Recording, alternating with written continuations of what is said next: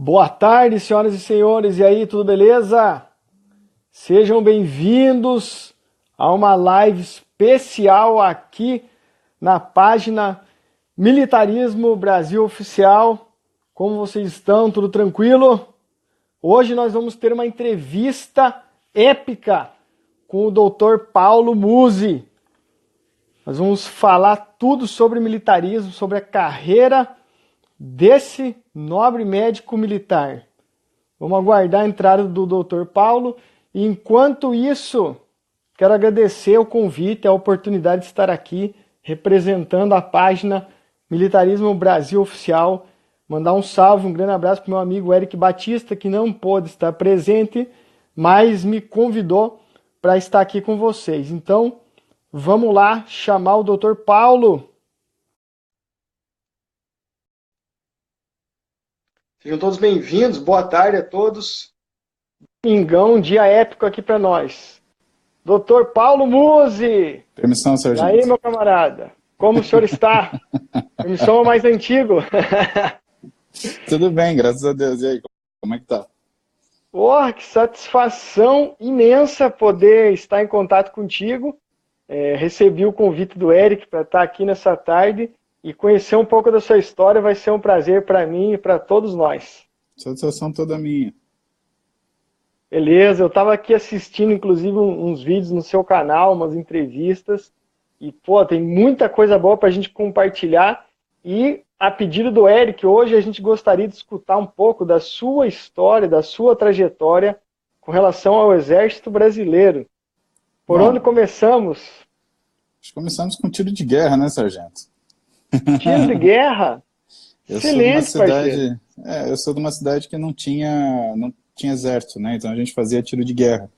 E o tiro de guerra, ele sempre teve vaga limitada, a gente não era todo mundo que conseguia fazer, e mesmo na época que o pessoal não queria tanto servir assim, não tinha tanta gente que queria servir, né? Era difícil quem queria conseguir servir, né? Então ele não era... quem saía do serviço militar, ele era atirador, né? Então saía como atirador e era claro, era um nível de treinamento um pouquinho inferior, né? Você não tinha tanto tempo para você se aclimatar, ficar no clima mesmo, né? Então era uma coisa tipo das 5 da manhã até as 8 da manhã, né? Ou então final de...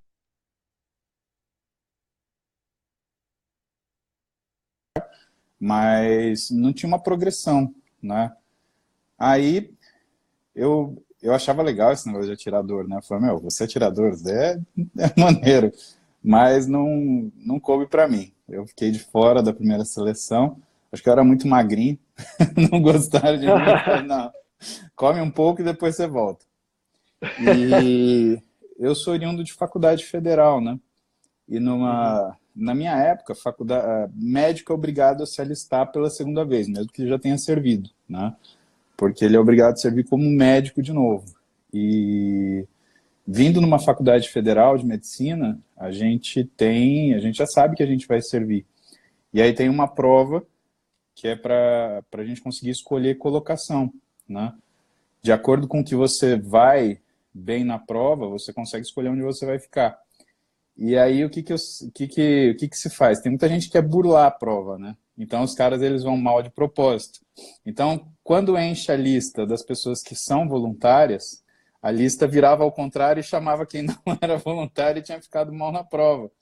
Por quê? Porque tinha aquelas vagas que a região 2, que é de São Paulo, se não me engano é São Paulo, Mato Grosso do Sul e Amazonas, né? Ou São Paulo, Mato Grosso do Sul e Amazonas.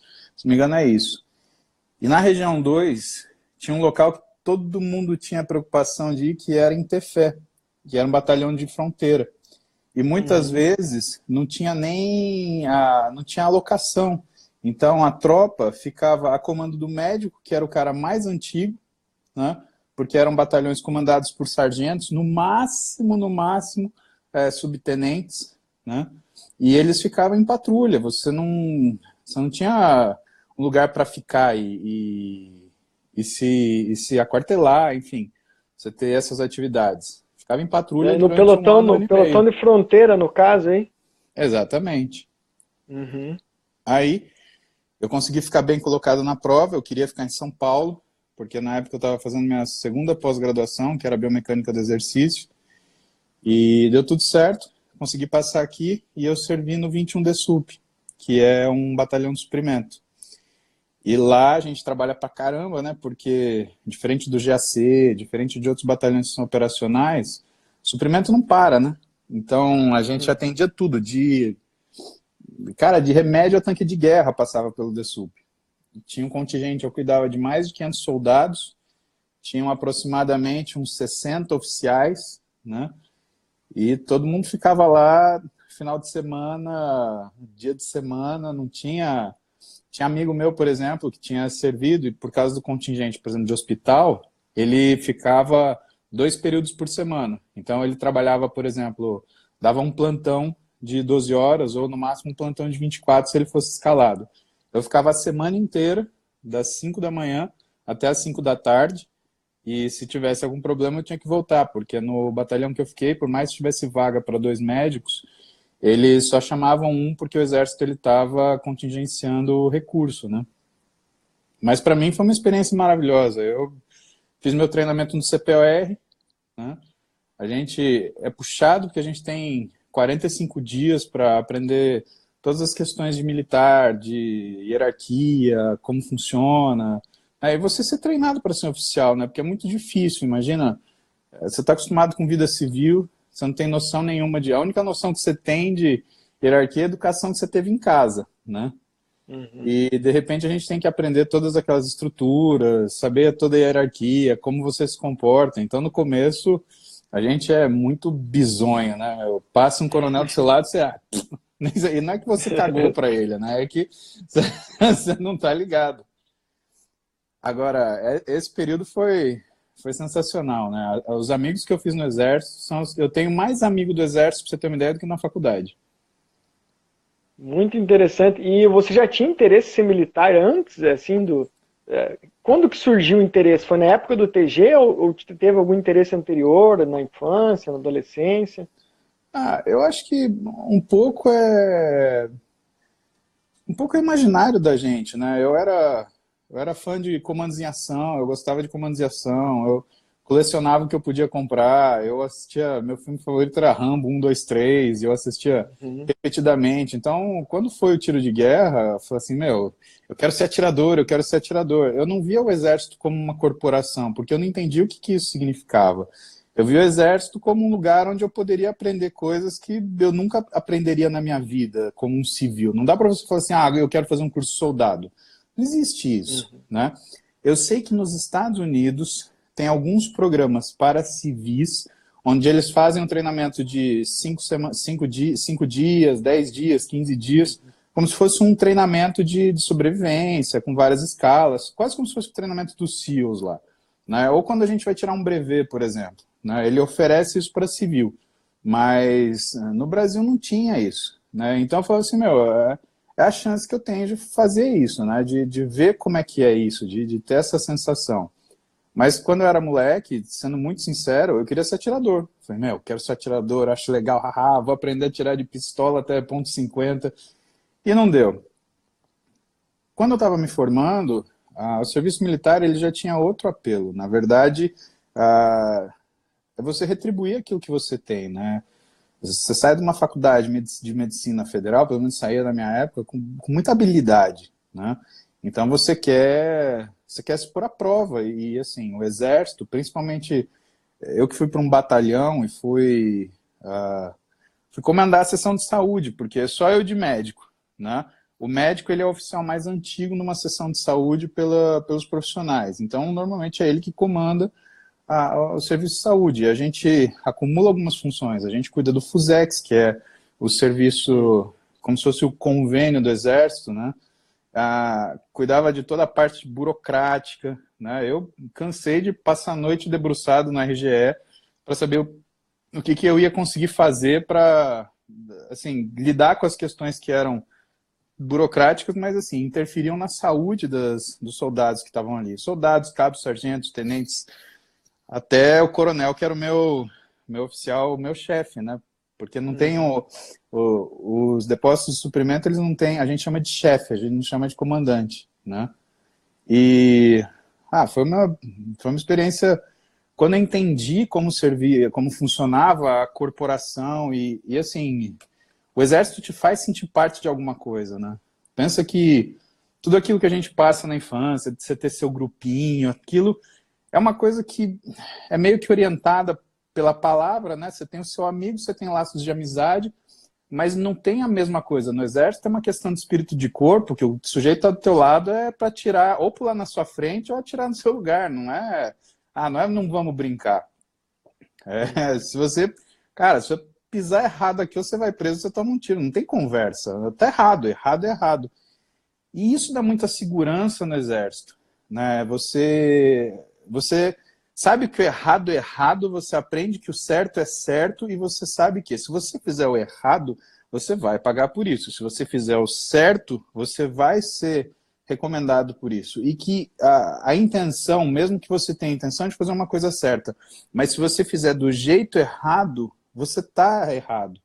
Medicina é muito assim, né? Medicina não é o desfecho só, medicina é a forma com que você faz isso. Você não pode arriscar a vida do seu paciente para chegar num determinado resultado. Você tem procedimentos para fazer isso, né? E nesse sentido, a coisa se assemelhou muito com o que eu tinha aprendido na faculdade.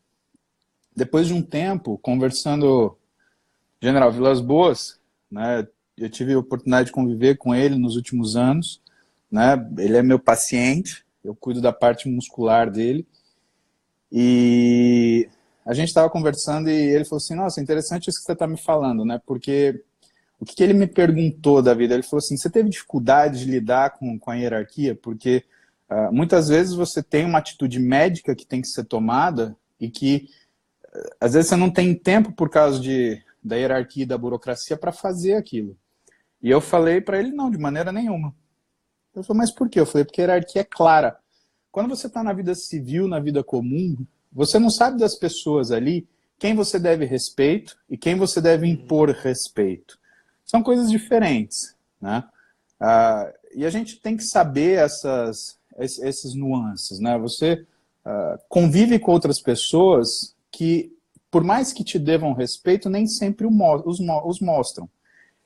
E o fato da pessoa não te mostrar respeito te coloca numa situação muito complicada que é você forçar isso e falar, cara, para aí que aqui é o limite.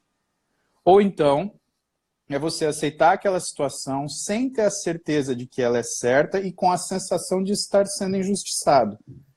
Porque a hierarquia não é clara. Você não sabe com quem você está falando. E a pessoa também não sabe com quem está falando. Ela não sabe quem é você. O exército, ele nesse sentido, é muito claro que olhou no ombro do sujeito, viu que ele tem mais tempo que você, porque é a coisa que faz sentido você falar mais antigo, né? O critério de antiguidade. Teoricamente, quem é o mais antigo? É o cara que tomou mais tiro que você, que teve que correr para a trincheira mais que você, que teve que correr para entrar em aeromóvel mais que você, que teve que pular mais alto que você já pulou. Então é um sujeito que você deve ouvir. Por juízo ou por sanidade, aquele cara, você tem que ouvir porque ele já passou pelo que você está passando. Então ele sabe te orientar melhor do que você pode imaginar uma saída da situação. Não é por isso que ele é mais antigo. Quando você vê a hierarquia e você vê o critério da antiguidade, você entende isso na hora. Isso te dá uma paz, te dá uma calma. Você fala, não, eu vou escutar esse sujeito. E outra coisa, é muito comum na vida civil as pessoas empurrarem as responsabilidades daquilo que elas fazem de errado para você. E é comum elas tomarem os méritos daquilo que você faz de certo para elas. No exército eu nunca vi isso. Ah, você fez isso, militar? Então tá bom, tá aqui, é seu, parabéns. Tá. Aí você pode responder, mas é uma medalha, é um tapinha nas costas. Tudo bem, mas quantas vezes as pessoas te elogiam no seu dia a dia porque você faz uma coisa bem feita? Eu nunca.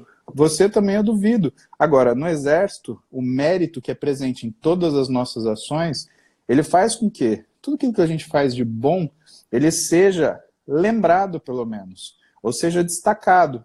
Não só para você saber que você merece aquilo, mas para servir de exemplo de conduta para as outras pessoas que estão ali. Né? Olha, é isso que a gente espera de vocês. Então, isso é muito claro. Né? E assim, eu acho que tem uma questão de irmandade que também me seduz demais, que é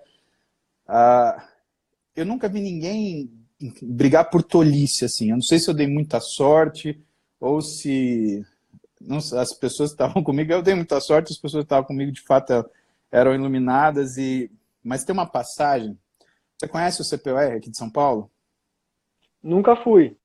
Ele tem uma pérgola a hora que você entra, né, que é um patamar mais alto, que é onde o comandante ele observa a tropa e ele observa a formatura, né? E eu tinha um subcomandante, que era o Tenente Coronel Gueiros. PQD, pré-PQD, então você já imaginava quem é esse cara. Uhum. E eu consegui imitar ele certinho, mas certinho. Então eu gostava de entrar no alojamento, eu ia, pegava, me arrumava, saía e ficava esperando só encher o alojamento. E, meu, tudo civil com farda, meu, é civil. Então os caras eles ainda estão perdidos, estão se achando, não sei o quê. A hora que o alojamento estava cheio, eu entrava. Aí, seus bandos de saco de merda! O que vocês estão fazendo aí? Informa aqui! Cara, e todo mundo achava que era ele, só escutava nele pulando placa. Blá, blá, blá, blá, blá. Não, tenente, jamais, coronel, não sei o que. Aí eu entrava, ha, ha, ha. Tá bom. E foi assim vários dias. Um belo dia, a gente está na formatura. Eu só escuto Tenente Coronel Gueiros lá do fundo. Ô, Moze! Aqui! Rápido! Eu, pá. Pronto, coronel. Ele olhou pra mim. Quer dizer que além de médico, tu é imitador? Cara, aquela hora eu só não mijei nas minhas botinas, cara, porque ele tava rindo, cara. Aí eu falei, coronel, jamais, coronel. Aí o bicho olhou pra mim e falou assim, tu tem uma missão. Tocou o sino aqui pra acabar o expediente, tu me encontra aqui. Eu falei, puta, deu merda. Ele vai fazer eu correr 3 vezes em volta do quartel, vou ter que correr até a Avenida Paulista e voltar, vai dar alguma coisa. Fato era que o subcomandante de uma unidade, ele é o cara que acerta a parte interna da unidade. É o que se espera, né?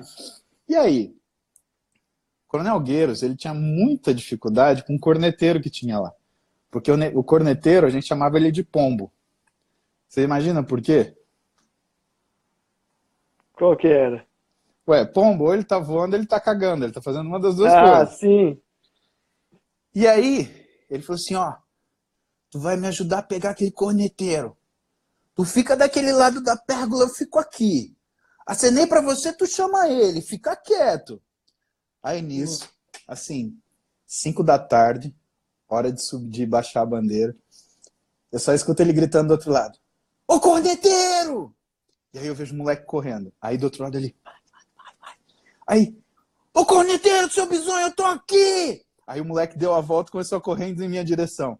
Aí ele do outro lado, corneteiro, seu louco, volta pra cá! Aí o moleque foi correndo do outro lado. Cara, a gente fez esse moleque correr uns 2 quilômetros indo e voltando, cara.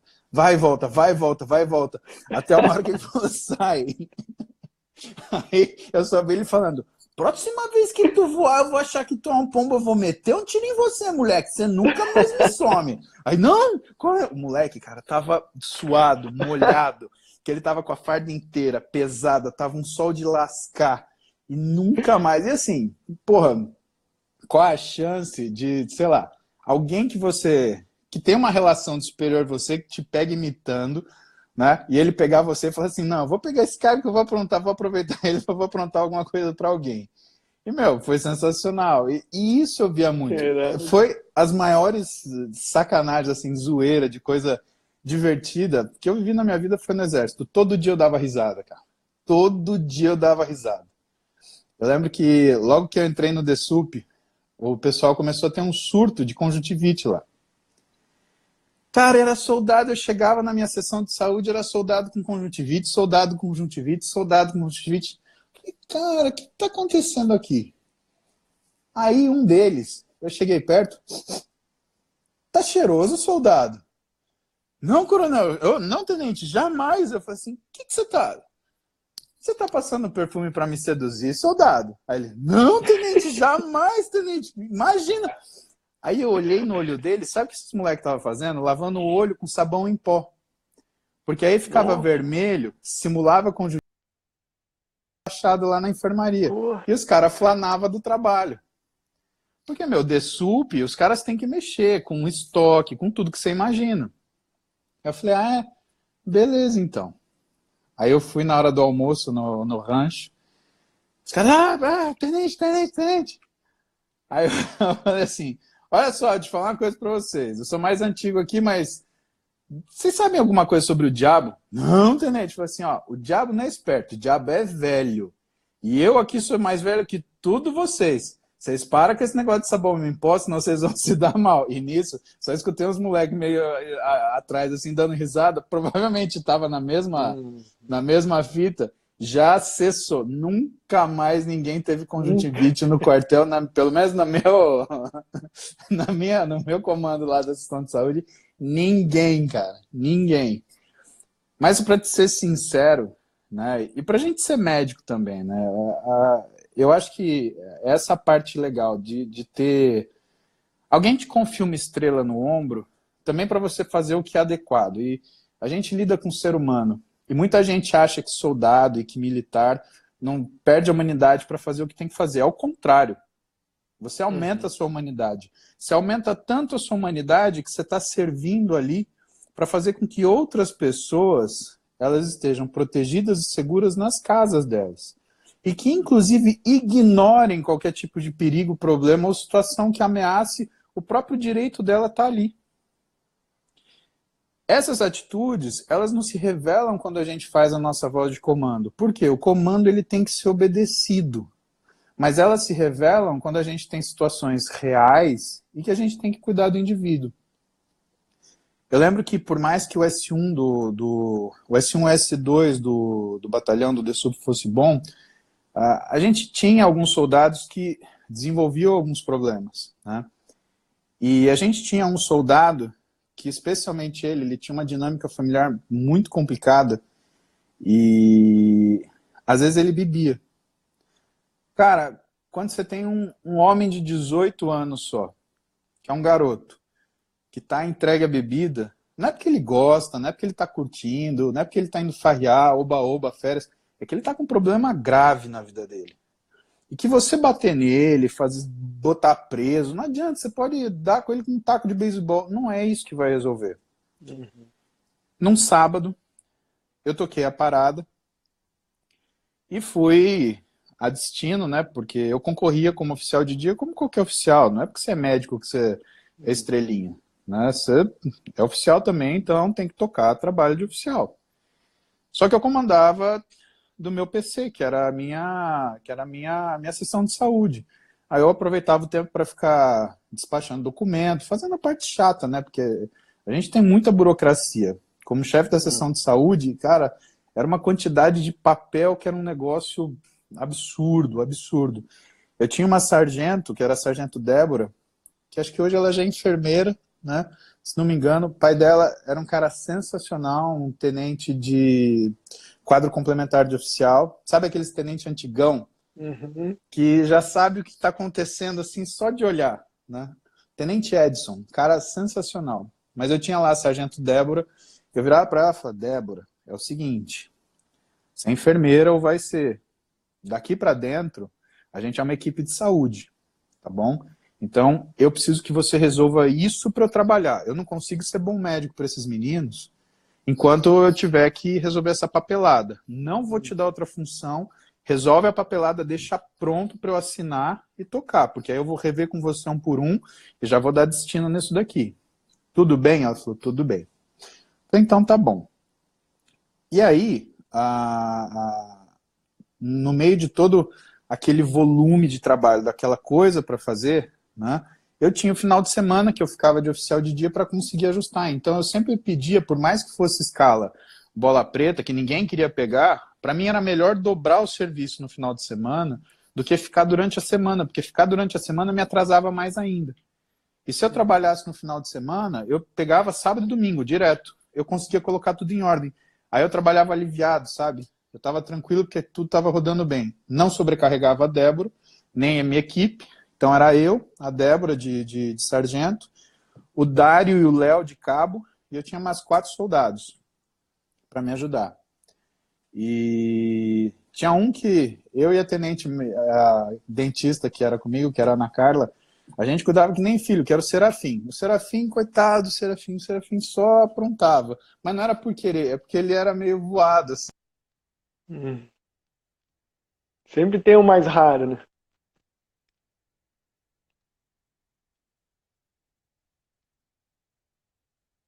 Uma travada aqui na conexão. Porra, brilhante eu ver as histórias do Tenente Muzi na época, hein?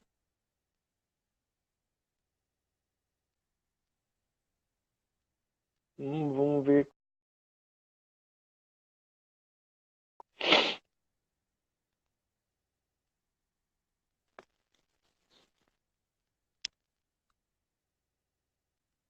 Vamos aguardar aqui o retorno do Tenente Muzi. Hoje em dia, né, Dr. Paulo Muzi.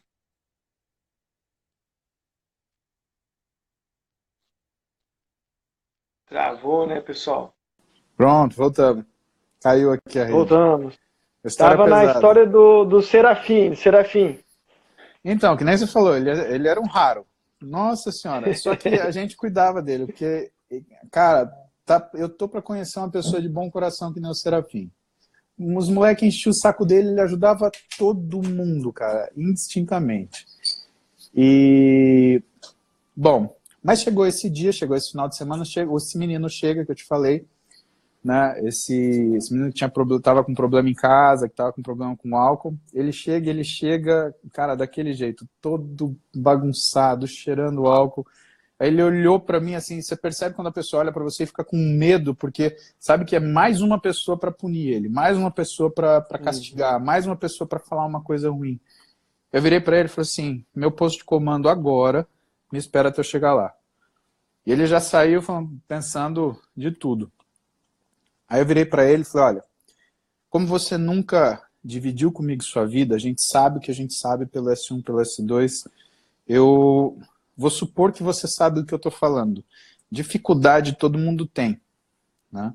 E quando a gente está com dificuldade, o que a gente espera não é mais dificuldade, é ajuda. Hoje eu vou te ajudar. Você vai ficar aqui no meu posto de comando, eu vou deixar tudo anotado, vou te deixar fora de rotina, eu vou falar que eu te designei aqui porque a minha sessão está bagunçada, eu preciso que você dê uma geral na minha sessão. O que eu quero que você faça? Você vai lá para a cozinha agora, e eu já tinha falado com o menino que estava na cozinha, você vai pegar uma jarra de água de 2 litros, você vai pegar meia dúzia de frutas, até a hora do almoço, eu quero você hidratado, alimentado, você vai tomar banho, você vai assumir o serviço comigo. Combinado? Cara, esse moleque, ele parou assim, ele olhou, achando que ele ia ter o maior esporro do mundo, porque lá eu já era grandão, né? E eu tinha aquela cara de marrento, então, pô, cabeça raspada, grande. É problema, né? Fato é que ele pegou o serviço comigo, cara, esse moleque nunca mais deu uma alteração, até o final do serviço dele. Eu não lembro se ele engajou, se ele conseguiu engajar, e era engraçado, a molecada falava enganjar, e que é uma coisa que muita gente não vê, porque todo mundo vê meia dúzia de bocó falando, oh, porque é perda de tempo, porque eu não vou servir, que isso é um absurdo. Mas ninguém vê as pessoas que lutam para permanecer no exército depois que entram. E, cara, era uma briga, né? Era uma disputa para o pessoal conseguir, sabe, uma competição para conseguir ter a chance de engajar, para conseguir permanecer ali, deixar de ser recruta, passar a ser soldado mesmo. Era coisa que dava vontade da gente ajudar, porque era nítido que, por mais que tinha muita gente de uma juventude que era desfavorável, que tinha tudo para, de repente, pegar um caminho errado na vida, aquilo que a gente tinha no 21 de massa humana era bom, era gente decente, era gente que queria trabalhar, era gente que não estava importando se tinha que acordar às 5 da manhã, ou se ia sofrer no campo, ou se tinha que carregar saco, ou tinha que ficar contando remédio. Era gente que estava afim de fazer alguma coisa.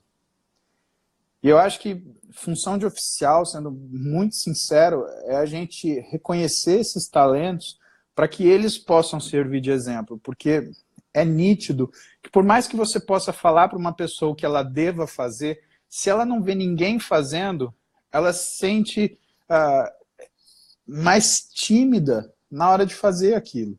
Então a gente precisa de exemplo, sim, né? Talvez as pessoas falem, o brasileiro fica em busca de herói. O brasileiro não fica em busca de herói. O brasileiro fica em busca de exemplo. A gente não tem exemplo. A gente foi ter exemplo na política, a gente foi ter exemplo agora. A gente tem um ministro da Saúde, um ministro da Justiça, tem um ministro da Economia, que é gente que está tentando fazer um Brasil melhor, que a gente está tentando fazer uma coisa decente para a gente. A gente tem um presidente que está tentando fazer com que a gente tenha condição de ter orgulho daquilo que a gente faz. Um presidente que quer colocar o que é errado, é errado, o que é certo, é certo. E de repente, bicho, o que eu vejo é que essas coisas, tanto quanto aquele soldado que está se esforçando para ser aceito e permanecer no exército, elas não são mostradas, elas não são conhecidas, e toda essa parte boa, ela não aparece. E fica restrito a você, a mim, pessoas que não é porque foram doutrinadas porque vestiram uma farda. A gente não é doutrinado. A gente não tem lavagem cerebral, não tem essa bobagem. Lavagem cerebral são esses bobos que fica falando groselha na mídia, que fica tentando agitar o Brasil, tentando confundir essas coisas. Esses caras têm uma lavagem cerebral horrível feita neles. Eu tenho dó dessas pessoas. O que a gente tem é a percepção de que, o trabalho vale a pena. 2, que hierarquia existe para nos proteger, não para nos obrigar. A gente está defendido pela hierarquia. Sabe o que é hierarquia? É você que é um tenente não precisar tomar uma decisão de um coronel. Claro. É a mesma coisa que um moleque que, por exemplo, é filho de um pai separado com uma mãe separada, ele saber que ele pode continuar sendo filho, ele não precisa ser pai da mãe dele. Porque ele tem estofo. É a gente saber que vai olhar para o lado e tem um cara lá que vai dar um tiro por você ou que vai tomar um tiro por você. E que vai entrar na briga com você se precisar. Que tem um capitão, um major, um coronel, que a hora que der uma merda grande, o cara vai chamar para ele e fala assim, não, deixa que eu vou cuidar. Deixa que eu vou acertar.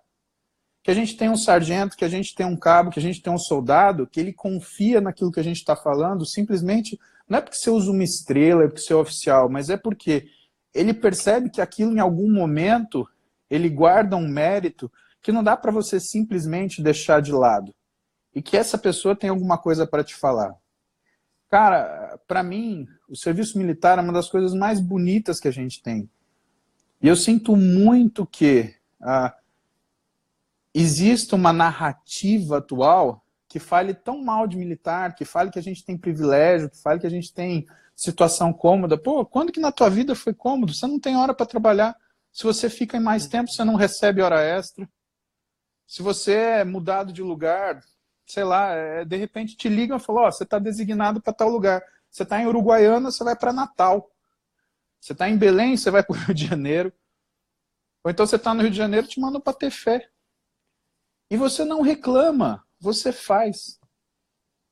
Pode ver que quem aqui está na vida civil, né, se você prestar atenção, tudo que você pede para uma pessoa que teoricamente está trabalhando para você, a pessoa ela olha com má vontade, acha que você está abusando dela. Cara, é o teu trabalho. Eu ainda estou te pedindo por favor para você fazer. Você não está fazendo mais do que sua obrigação. Você queria o quê? Um trabalho que você não precisasse fazer nada? Não existe. E essas pessoas elas ficam com essa ilusão de quando elas são perguntadas, por exemplo, mas você se diverte no que você faz? Lógico que não. É meu trabalho. Eu exerço meu trabalho com seriedade. Por quê? Para ele ter resultado. Eu gosto do que eu faço, mas eu não divirto com o que eu faço. E se você ficar procurando uma coisa na sua vida que você se diverte para fazer, você está fadado ao fracasso. Não existe isso. Senão você vai transformar aquilo que você gosta em trabalho e você vai passar a não gostar também. Ou você vai passar a se estressar também. E eu acho que o Exército é uma escola maravilhosa para você perceber isso. Porque ele ajuda a você olhar o mundo e compartimentalizar. Não, isso é trabalho, tem que ser sério. Não, eu sou o piadista, eu sou o zoeiro, só que eu tô no meu quarto de hora. Agora é arma na cintura, olho e quem vem lá, alto lá. Depois que eu sair daqui, é outra coisa. Daqui 2 horas é outra coisa. A gente tinha... Eu servi numa época complicada, que foram aqueles ataques do PCC em São Paulo em 2005, 2006. Você lembra dessa época? Lembro. Eu tava nativo Cara, ainda. então... E essa época foi complicada, porque tinha quase 1.000 fuzis, tinha ponto .50, tinha tanque de guerra, tinha moto do exército. Cara, cada hora chegava coisa diferente lá fora, o que era a casa de armas normal lá, que tinha pistola, metralhadora, o que quisesse. E assim, o DSUP ele fica na Lapa, na beira da Marginal, então eu tinha medo consciente, porque eu sabia que ali era uma rota de fuga. O cara ganhava Raimundo Pereira de Magalhães, meu amigo, estava na Marginal, ia para pegar. Dependendo da hora que o sujeito tá ali, já era, acabou. Né? E eu ficava de serviço de oficial de dia. Esse cara não ia roubar, não ia assaltar, não ia tentar invadir o quartel na hora comercial, com todo mundo acordado. Esse cara ia quando? Ia de noite, ia no final de semana, quando teoricamente a nossa guarda está mais baixa. A minha guarda, pelo menos, nunca foi mais baixa nesses horários. Falou, olha, redobra. Sabe por quê? Que eu prefiro ir com vocês na delegacia para explicar o que aconteceu do que encontrar sua mãe no hospital e ter que explicar para ela que você morreu tomando um tiro de bandido debaixo do meu olho. Eu sou responsável por você. E essa época, eu acho que, por mais que fossem, cara, 18, 19 anos, se você for ver a juventude hoje, 18, 19 anos, o pessoal ainda tá meio molecão, sabe? Tá meio, ainda não caiu a ficha, entendeu? E, assim, por mais que a galera tenha acesso a muita informação e que faça com que elas teoricamente, tivesse possibilidade de ter um comportamento mais, sei lá, mais digno, entendeu? Parece que funciona ao contrário, parece que o pessoal quer se isolar, quer se enfurnar naquele negócio de negação, sabe? É assunto digital, é coisa boba. E naquela época, eu via moleque de 18, 19 anos tomar decisão que nem homem mesmo. Porque a gente passou apuro, já tocou PDA na minha Honda, já teve dor de cabeça, já vi. E autorizei soldado, ó, aponta sim e manda um alto lá. Você não sabe quem é o cara, você não sabe o que ele quer. Você vai esperar ele botar uma arma na tua vigia e dar um tiro em você? Não quero saber. O cara tá fazendo o que ele não devia, ponto final. Hoje eu vejo quanto a gente tenta lutar contra essa narrativa que está sendo usada para meio que vilanizar, como deixar que essa estrutura ela não tenha o respeito que ela merece, sabe? Eu te falo porque as pessoas elas meio que elas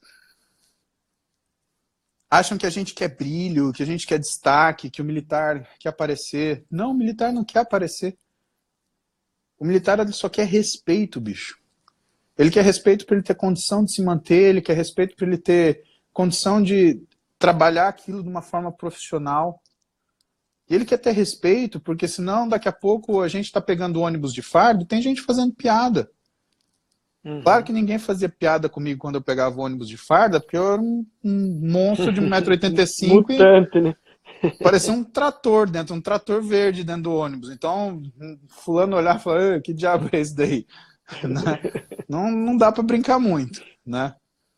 E, assim, mas, sabe, tem que ter o respeito com o soldado, que é o cara que tá executando a tarefa, e que, assim, se der um bode, se essas brigas Chile, Bolívia, se a Argentina, que agora virou governo de esquerda, virar uma bagunça, meu amigo, quem que vai defender vocês? Quem que vai? Sabe, eu tenho vontade de fazer essa pergunta para essas pessoas com essa narrativa tola. Tá, e quem te defende? Porque é a mesma história do pessoal que fala, eu sou contra a polícia, mas quando é assaltado, liga para ela, né? Pode crer. Aí dá aquela afinada. E você sabe que tem uma outra história. A gente voltando do campo, eu tava com a ambulância e era o caminho de um amigo meu e eu precisava pegar um material com ele Eu falei, rapaz, eu falei pro meu motorista, eu falei, ô, dá uma parada aqui do lado, eu preciso pegar um material e a gente vai seguir destino pro quartel. Ah, então tá bom, tenente. E assim, viajava eu, meu motorista, e o Léo, que era o cabo, né? E quando você sai de missão, você sai armado. E nesse prédio desse amigo meu, tinha um sujeito mas que fumava um negócio assim, descaradamente. E eu liguei para esse meu amigo e falei, ó, tô chegando aí, já deixa tudo na mão que eu vou descer e já subir já ir para destino, eu não posso ficar parado aqui dando bobeira. Ah, tá bom. Rapaz, no exato momento que desceu, que parou a ambulância, aí desceu o Léo, desceu o meu motorista para ficar nas minhas costas e desceu eu para ir pegar um negócio com meu amigo. Ele não tinha descido ainda e chegou o cara que fumava. Aí o cara olhou para mim assim, tudo certo? Aí eu já olhei assim, sabe? Com aquela cara de medo assim. Aí eu falei assim, rapaz, é o cara que meu amigo tá falando. Eu vou fazer esse cara vai ficar sem fumar 1 ano. Aí eu olhei pra ele sério assim, tá um cheiro estranho, mas tá tudo certo sim. Ele, ó, pum, sumiu, cara. O cara subiu, ele não subiu nem de elevador, ele subiu de escada, o diabo do apartamento dele, de tanto que ele sentiu esquisito. E assim, a gente tem história a dar com pau dessa fase, mas eu acho que o que vale a pena para ficar para as pessoas é que elas saibam que o Exército ele ainda é a instituição que, na minha opinião, é de maior confiabilidade no Brasil. Você sabe que aquele povo que está lá naquele verde oliva vai lutar por você, vai dar tiro por você, vai tomar tiro por você. Cara, a gente não tem feriado, a gente não tem dia de festa, a gente não tem aniversário, ninguém acende bolo para você no quartel, ninguém te libera mais cedo, não tem essa. Que só sai quando a corneta toca. Não é que das 5 horas da tarde cai a caneta ou você parou de trabalhar, você pode ficar flanando. Não, é a corneta tocar. A corneta não tocou, meu amigo, você está na missão, não tem essa. E o que eu vi ou que eu pude perceber, é que a medicina é muito parecida com isso, né? E são as forças que a gente tem hoje que dão sustento para tudo. Né? Imagina, o problema que você tem, você vai na farmácia, pode ter ali, comprar um remédio, mas se você não sabe o que você tem, você vai para o hospital. Se você sabe que a coisa está tumultuada, que está tendo um problema, para quem que você corre? Você corre para as Forças Armadas. Então, sabe, se a gente como povo não tiver uma noção de que as Forças Armadas, elas são a extensão que protege e que cuida para que a nossa sociedade funcione, cara, a gente está muito fracassado. Você olha países, por exemplo, você paga pau para os Estados Unidos? Sim. O povo lá sabe quem são seus heróis, sabe quem são seus bandidos. O povo lá sabe quem é vagabundo, sabe quem não é. Então, quando eu vejo isso, eu falo assim, poxa, o Brasil merece isso, sabe? É um país tão grande, com um povo tão sofrido, que paga tanto imposto, que, sabe, se mata para fazer qualquer tipo de trabalho. Tá na hora da gente ter exemplos, né? E não heróis, mas exemplos que façam a gente ser feliz, porque aquilo que a gente faz passa a ter sentido. E de outra sorte, né, eu ainda espero que a gente chegue num dia que, de fato, isso aconteça e a gente consiga ver, né, aparecer, do mesmo jeito que o americano inventou o Capitão América, que o Brasil tem o Capitão Brasil, sei lá, e que isso seja não uma constante, mas uma consciência nacional. E não que fiquem criando essas picuinhas para falar, porque militar isso, militar aquilo. Cara, isso me chateia. Eu falo que eu fui militar com orgulho. Eu acho que uma vez que você é militar, você não deixa de ser militar, você só não usa mais o verde oliva. Mas o verde oliva está aqui dentro de você. Né? E ele tá da hora que você acorda, do jeito que você se levanta, da forma como você arruma a sua cama, da forma como você trata as pessoas mais velhas, as pessoas que precisam de auxílio, que seja no meio da rua, como você trata as pessoas que são seus superiores, como que você cuida das pessoas que são seus subalternos. Né? E isso eu aprendi lá. Eu aprendi a ser médico no Exército. Eu aprendi porque quando você a carreira médica, você sempre tem alguém acima de você, né? Quando você é aluno, tem o residente, quando você é o residente, tem o residente de último ano, quando você é residente de último ano, tem o chefe de plantão, quando é o chefe de plantão, aí você tem o chefe de disciplina, quando tem o chefe de disciplina, tem o chefe Ai, enfim, se estende ad infinitum. Quando você é médico no quartel, cara, você é o médico do batalhão. A pique é sua. Você tem que resolver. E assim, e ninguém pode resolver para você, né? O coronel, o comandante, ele não vai passar por cima de você porque não é da alçada dele. Você é o médico, você que resolve, você que faz, né? E é curioso porque o comandante não quer mandar nisso, né? Eu fui comandado por grandes coronéis, né? Coronel Chovsky, Coronel Jean Bartolomei, homens que eram homens diferenciados, são homens diferenciados, né? E que em nenhum momento eles tentaram passar por cima de alguma decisão médica que influísse no comando deles ou que, de repente, sei lá, tivesse uma opinião que pudesse ir contra daquilo que era a necessidade de resolver o problema médico. Desses homens eu tive... Sejam todos bem-vindos, boa tarde a todos. Domingão, dia épico aqui para nós. Doutor Paulo Musi! Permissão, E sargento. aí, meu camarada? Como o senhor está? Permissão mais antigo. Tudo bem, graças a Deus. E aí, como é que tá? Porra, que satisfação imensa poder estar em contato contigo. Recebi o convite do Eric para estar aqui nessa tarde e conhecer um pouco da sua história vai ser um prazer para mim e para todos nós. Satisfação toda minha. Beleza, eu estava aqui assistindo inclusive uns vídeos no seu canal, umas entrevistas e, pô, tem muita coisa boa para a gente compartilhar e a pedido do Eric, hoje a gente gostaria de escutar um pouco da sua história, da sua trajetória com relação ao Exército Brasileiro. Por onde começamos? Acho que começamos com tiro de guerra, né, sargento? Tiro de guerra? Excelente, parceiro. Eu sou de uma cidade que não tinha exército, né? Então a gente fazia tiro de guerra. E o tiro de guerra ele sempre teve vaga limitada, a gente não era todo mundo que conseguia fazer, e mesmo na época que o pessoal não queria tanto servir assim, não tinha tanta gente que queria servir, né? Era difícil quem queria conseguir servir, né? Então ele não era... quem saía do serviço militar, ele era atirador, né? Então saía como atirador e era claro, era um nível de treinamento um pouquinho inferior, né? Você não tinha tanto tempo para você se aclimatar, ficar no clima mesmo, né? Então era uma coisa tipo das 5 da manhã até as 8 da manhã, né? Ou então final de...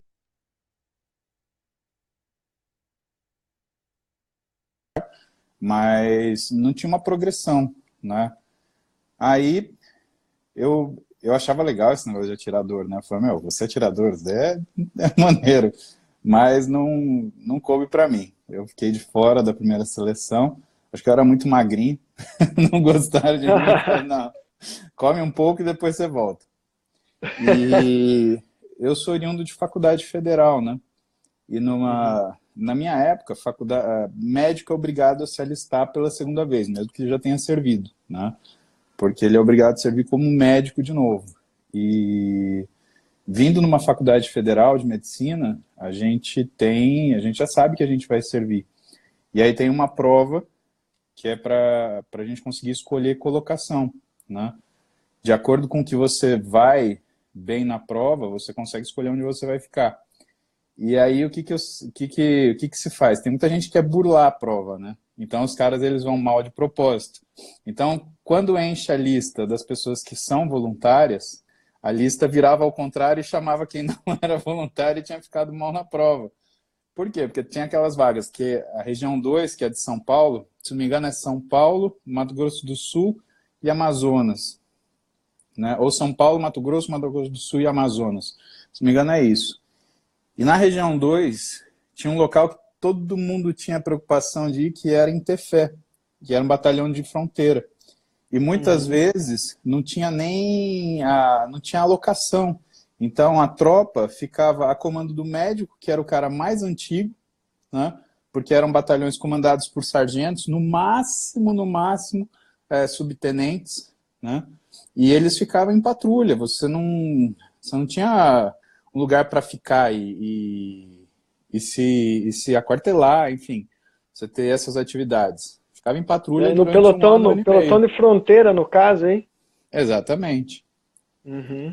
Aí eu consegui ficar bem colocado na prova, eu queria ficar em São Paulo, porque na época eu estava fazendo minha segunda pós-graduação, que era biomecânica do exercício, e deu tudo certo, consegui passar aqui e eu servi no 21 DSUP, que é um batalhão de suprimento.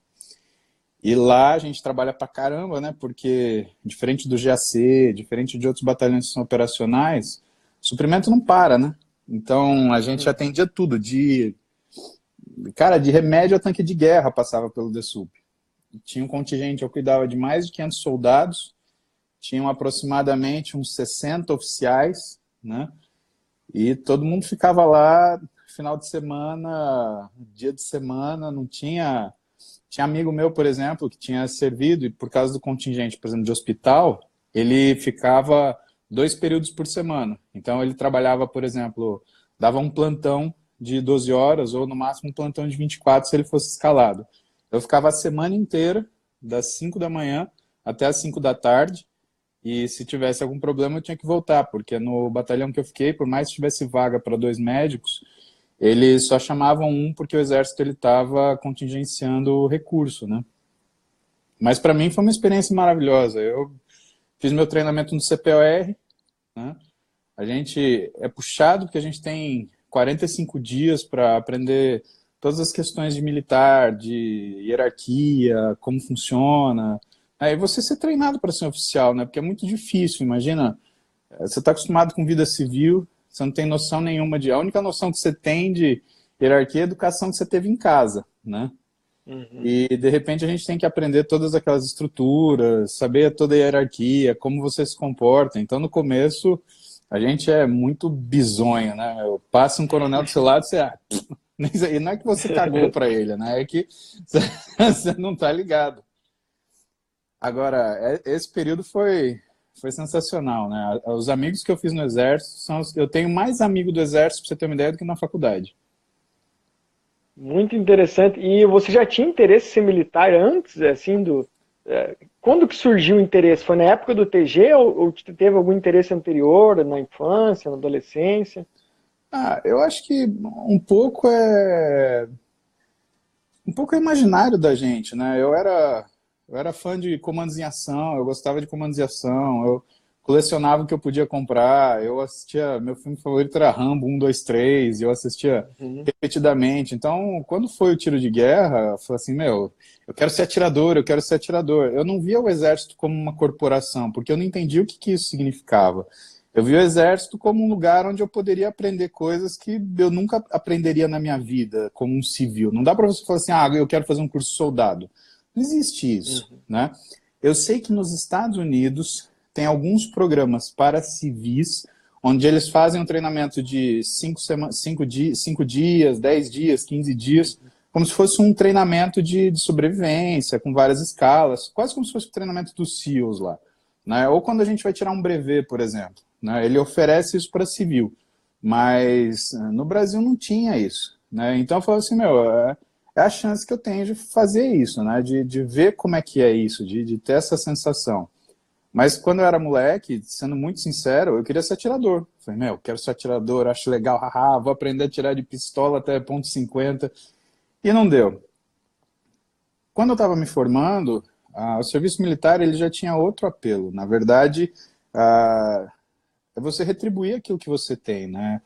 Você sai de uma faculdade de medicina federal, pelo menos saía na minha época, com muita habilidade, né? Então você quer se pôr à prova. E assim, o exército, principalmente eu que fui para um batalhão e fui comandar a seção de saúde, porque é só eu de médico, né? O médico ele é o oficial mais antigo numa seção de saúde pelos profissionais. Então, normalmente é ele que comanda o serviço de saúde. A gente acumula algumas funções. A gente cuida do FUSEX, que é o serviço, como se fosse o convênio do Exército, né? cuidava de toda a parte burocrática, né? Eu cansei de passar a noite debruçado na RGE para saber o que eu ia conseguir fazer para, assim, lidar com as questões que eram burocráticas, mas assim, interferiam na saúde dos soldados que estavam ali. Soldados, cabos, sargentos, tenentes, até o coronel, que era o meu oficial, meu chefe, né? Porque não tem os depósitos de suprimento, eles não têm, a gente chama de chefe, a gente não chama de comandante, né? E foi uma experiência, quando eu entendi como servia, como funcionava a corporação e assim, o exército te faz sentir parte de alguma coisa, né? Pensa que tudo aquilo que a gente passa na infância, de você ter seu grupinho, aquilo é uma coisa que é meio que orientada pela palavra, né? Você tem o seu amigo, você tem laços de amizade, mas não tem a mesma coisa. No exército é uma questão de espírito de corpo, que o sujeito está do teu lado é para tirar, ou pular na sua frente, ou atirar no seu lugar. Não vamos brincar. Se você, cara, se você pisar errado aqui, você vai preso, você toma um tiro. Não tem conversa. Tá errado, errado é errado. E isso dá muita segurança no exército, né? Você sabe que o errado é errado, você aprende que o certo é certo e você sabe que se você fizer o errado, você vai pagar por isso. Se você fizer o certo, você vai ser recomendado por isso. E que a intenção, mesmo que você tenha a intenção de fazer uma coisa certa, mas se você fizer do jeito errado, você está errado. Medicina é muito assim, né? Medicina não é o desfecho só, medicina é a forma com que você faz isso. Você não pode arriscar a vida do seu paciente para chegar num determinado resultado. Você tem procedimentos para fazer isso, né? E nesse sentido, a coisa se assemelhou muito com o que eu tinha aprendido na faculdade. Depois de um tempo, conversando General Vilas Boas, né?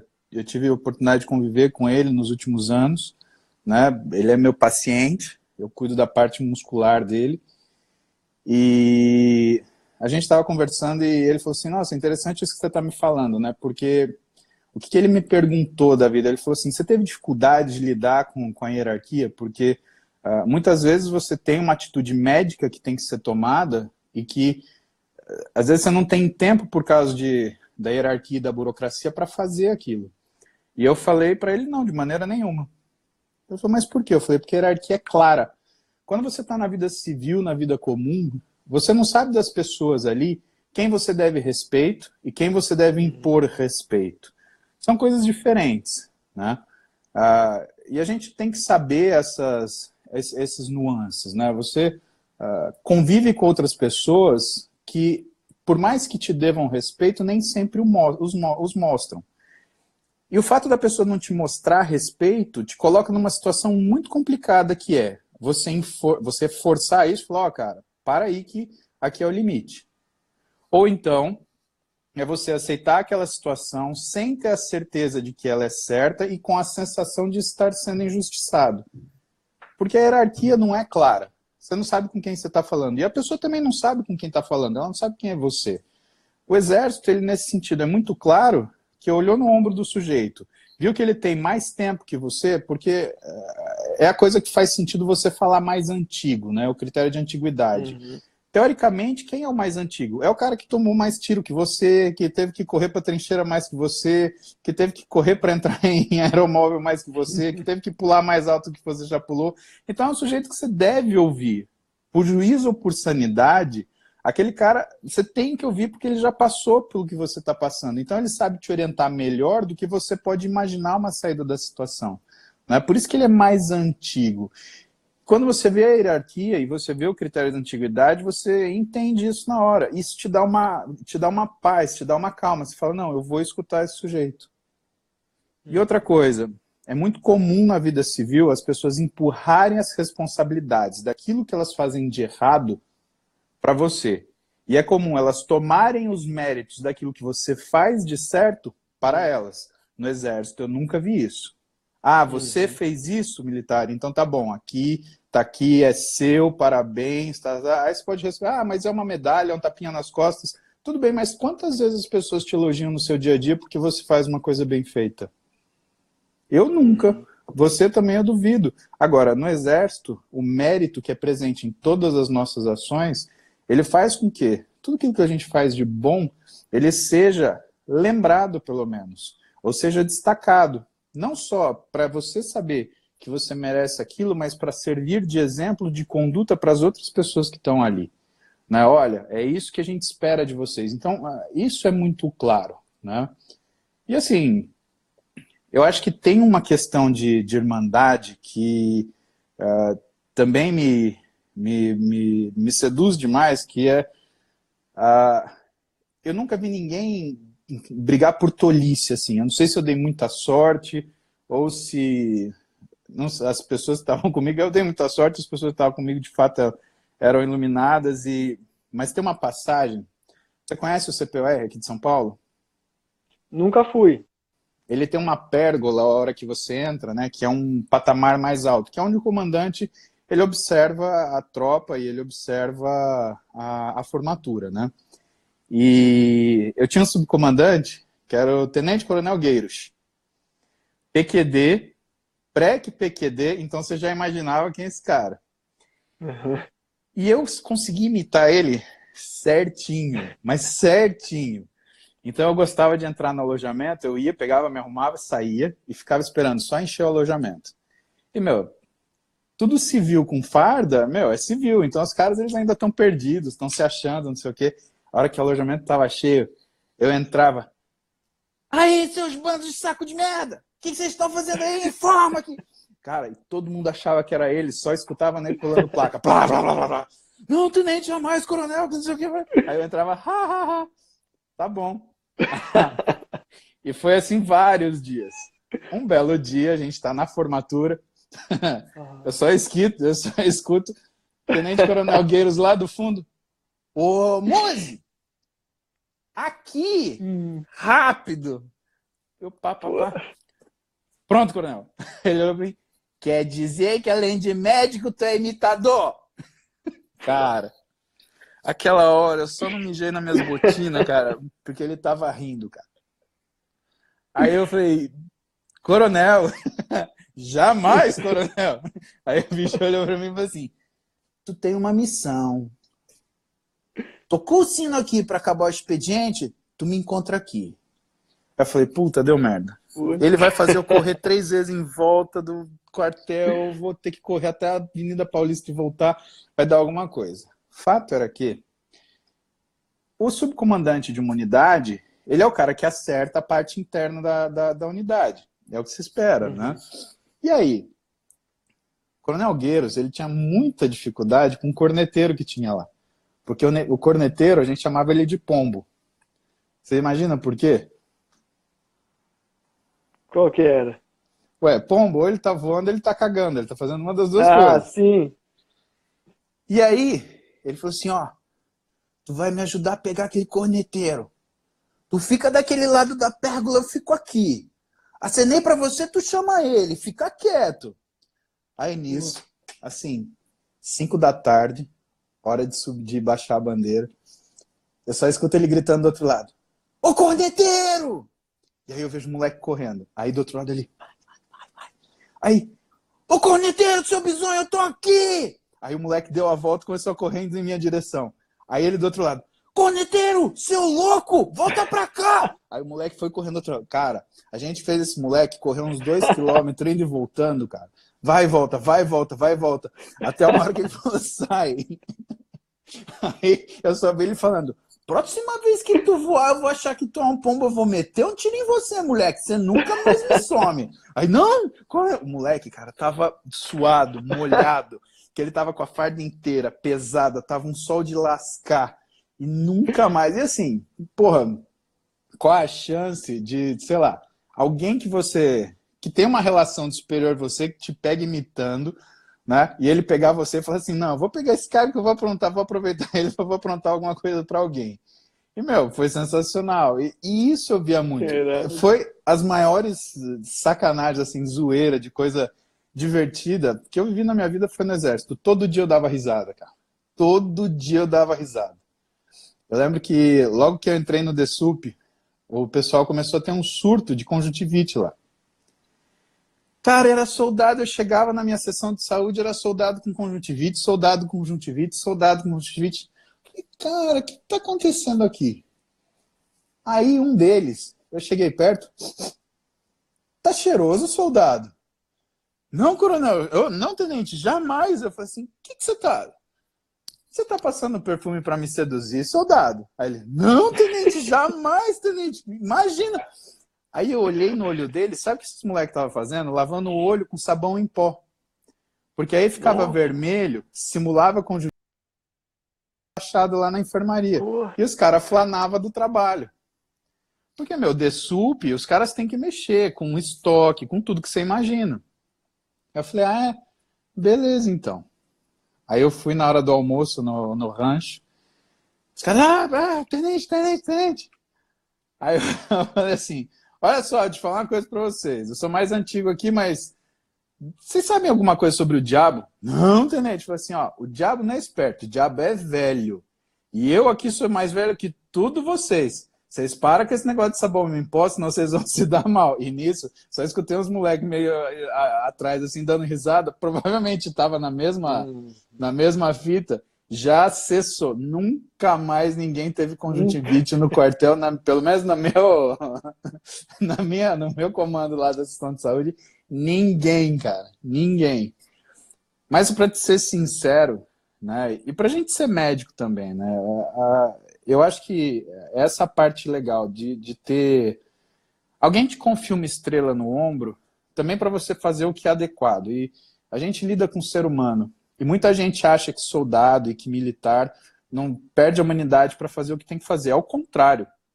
Você aumenta a sua humanidade. Você aumenta tanto a sua humanidade que você está servindo ali para fazer com que outras pessoas elas estejam protegidas e seguras nas casas delas. E que, inclusive, ignorem qualquer tipo de perigo, problema ou situação que ameace o próprio direito dela estar ali. Essas atitudes, elas não se revelam quando a gente faz a nossa voz de comando. Por quê? O comando ele tem que ser obedecido. Mas elas se revelam quando a gente tem situações reais e que a gente tem que cuidar do indivíduo. Eu lembro que por mais que o S1 o S1 e S2 do batalhão do DSUP fosse bom, a gente tinha alguns soldados que desenvolviam alguns problemas, né? E a gente tinha um soldado que, especialmente ele tinha uma dinâmica familiar muito complicada e às vezes ele bebia. Cara, quando você tem um homem de 18 anos só, que é um garoto, que está entregue à bebida, não é porque ele gosta, não é porque ele está curtindo, não é porque ele está indo farrear, oba-oba, férias, é que ele está com um problema grave na vida dele. E que você bater nele, botar preso, não adianta, você pode dar com ele com um taco de beisebol, não é isso que vai resolver. Num sábado, eu toquei a parada e fui a destino, né? Porque eu concorria como oficial de dia, como qualquer oficial. Não é porque você é médico que você é estrelinha, né? Você é oficial também, então tem que tocar trabalho de oficial. Só que eu comandava do meu PC, que era a minha sessão de saúde. Aí eu aproveitava o tempo para ficar despachando documento, fazendo a parte chata, né? Porque a gente tem muita burocracia. Como chefe da sessão de saúde, cara, era uma quantidade de papel que era um negócio absurdo.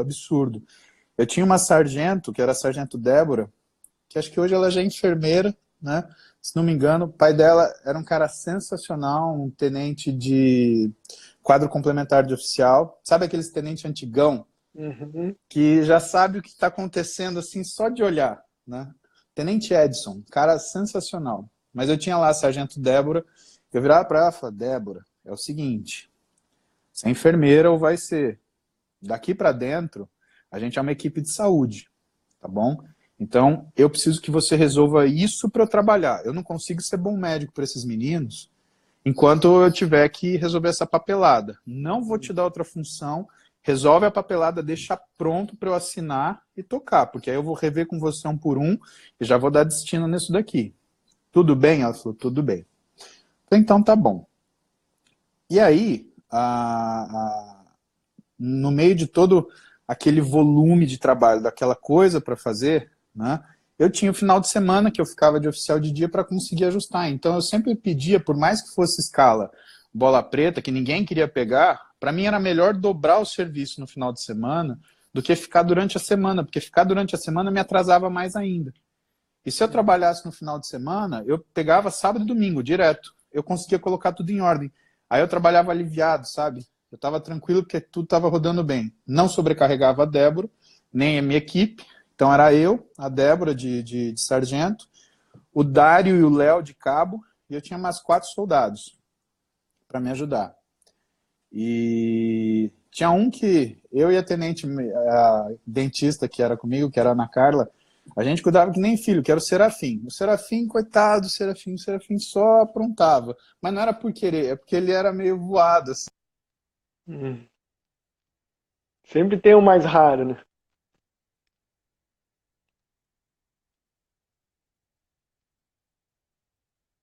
Uma travada aqui na conexão. Porra, brilhante eu ver as histórias do Tenente Muzi na época, hein?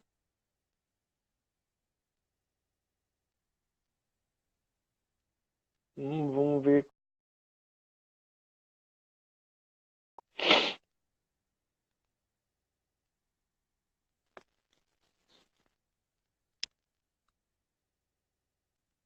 Vamos aguardar aqui o retorno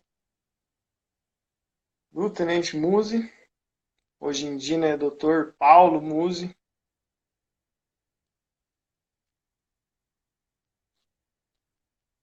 Travou, né, pessoal? Pronto, voltamos.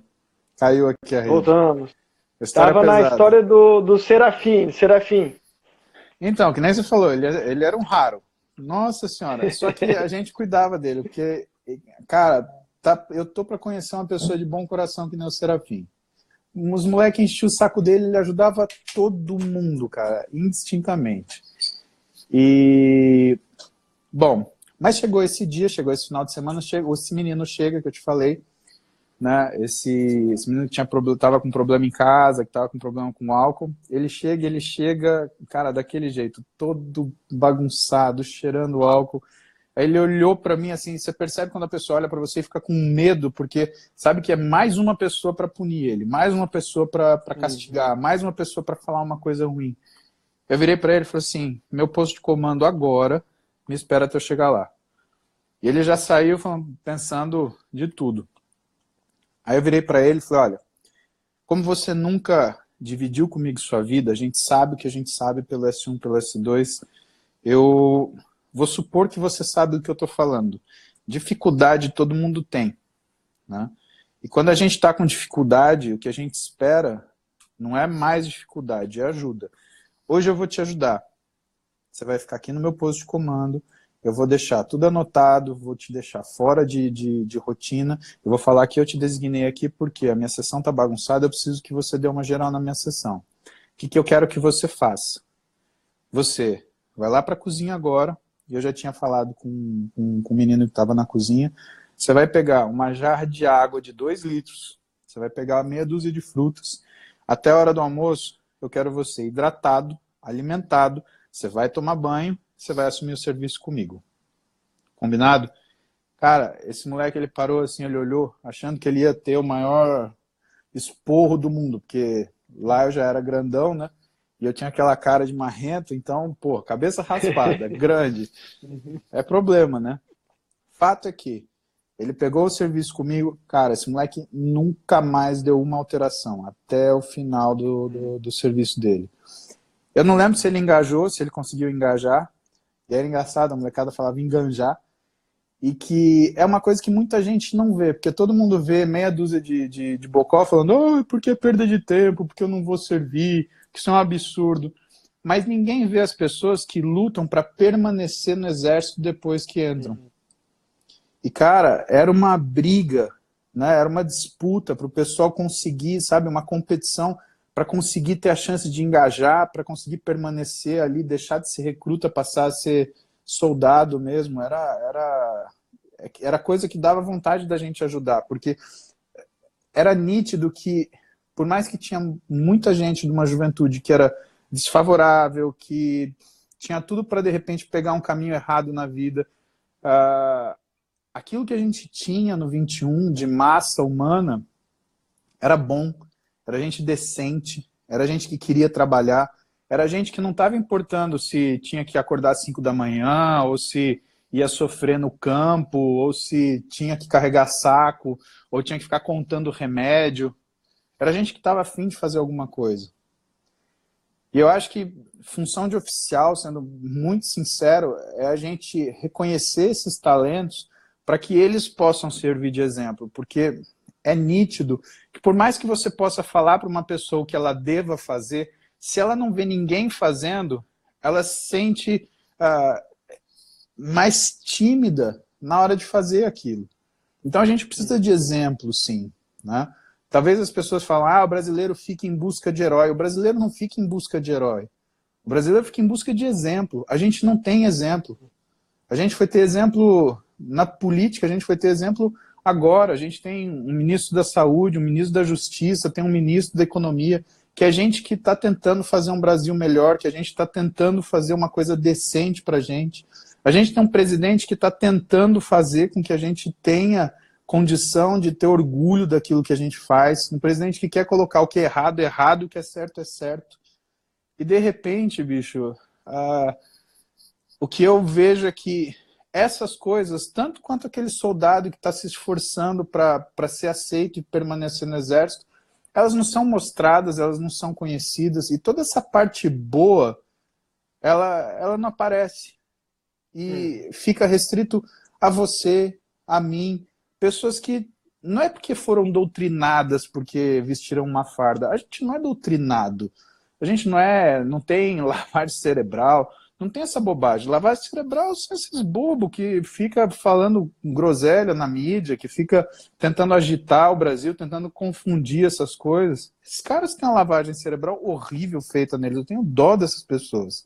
O que a gente tem é a percepção de que, o trabalho vale a pena. 2, que hierarquia existe para nos proteger, não para nos obrigar. A gente está defendido pela hierarquia. Sabe o que é hierarquia? É você que é um tenente não precisar tomar uma decisão de um coronel. Claro. É a mesma coisa que um moleque que, por exemplo, é filho de um pai separado com uma mãe separada, ele saber que ele pode continuar sendo filho, ele não precisa ser pai da mãe dele. Porque ele tem estofo. É a gente saber que vai olhar para o lado e tem um cara lá que vai dar um tiro por você ou que vai tomar um tiro por você. E que vai entrar na briga com você se precisar. Que tem um capitão, um major, um coronel, que a hora que dá uma merda grande, o cara vai chamar para ele e fala assim, não, deixa que eu vou cuidar. Deixa que eu vou acertar. Que a gente tem um sargento, que a gente tem um cabo, que a gente tem um soldado, que ele confia naquilo que a gente está falando, simplesmente, não é porque você usa uma estrela, é porque você é oficial, mas é porque ele percebe que aquilo em algum momento, ele guarda um mérito que não dá para você simplesmente deixar de lado. E que essa pessoa tem alguma coisa para te falar. Cara, para mim, o serviço militar é uma das coisas mais bonitas que a gente tem. E eu sinto muito que existe uma narrativa atual que fale tão mal de militar, que fale que a gente tem privilégio, que fale que a gente tem situação cômoda. Pô, quando que na tua vida foi cômodo? Você não tem hora para trabalhar. Se você fica em mais tempo, você não recebe hora extra. Se você é mudado de lugar, sei lá, de repente te ligam e falam, você está designado para tal lugar. Você está em Uruguaiana, você vai para Natal. Você está em Belém, você vai para o Rio de Janeiro. Ou então você está no Rio de Janeiro, te mandam para ter fé. E você não reclama, você faz. Pode ver que quem aqui está na vida civil, né, se você prestar atenção, tudo que você pede para uma pessoa que teoricamente está trabalhando para você, a pessoa ela olha com má vontade, acha que você está abusando dela. Cara, é o teu trabalho. Eu ainda estou te pedindo por favor para você fazer. Você não está fazendo mais do que sua obrigação. Você queria o quê? Um trabalho que você não precisasse fazer nada? Não existe. E essas pessoas elas ficam com essa ilusão de quando elas são perguntadas, por exemplo, mas você se diverte no que você faz? Lógico que não. É meu trabalho. Eu exerço meu trabalho com seriedade. Por quê? Para ele ter resultado. Eu gosto do que eu faço, mas eu não divirto com o que eu faço. E se você ficar procurando uma coisa na sua vida que você se diverte para fazer, você está fadado ao fracasso. Não existe isso. Senão você vai transformar aquilo que você gosta em trabalho e você vai passar a não gostar também. você vai passar a se estressar também. E eu acho que o Exército é uma escola maravilhosa para você perceber isso, porque ele ajuda a você olhar o mundo e compartimentalizar. Não, isso é trabalho, tem que ser sério. Não, eu sou piadista, eu sou zoeiro, só que eu tô no meu quarto de hora. Agora é arma na cintura, olho e quem vem lá, alto lá. Depois que eu sair daqui, é outra coisa. Daqui 2 horas é outra coisa. A gente tinha... Eu servi numa época complicada, que foram aqueles ataques do PCC em São Paulo em 2005, 2006. Você lembra dessa época? Lembro. Eu tava nativo Cara, ainda. então...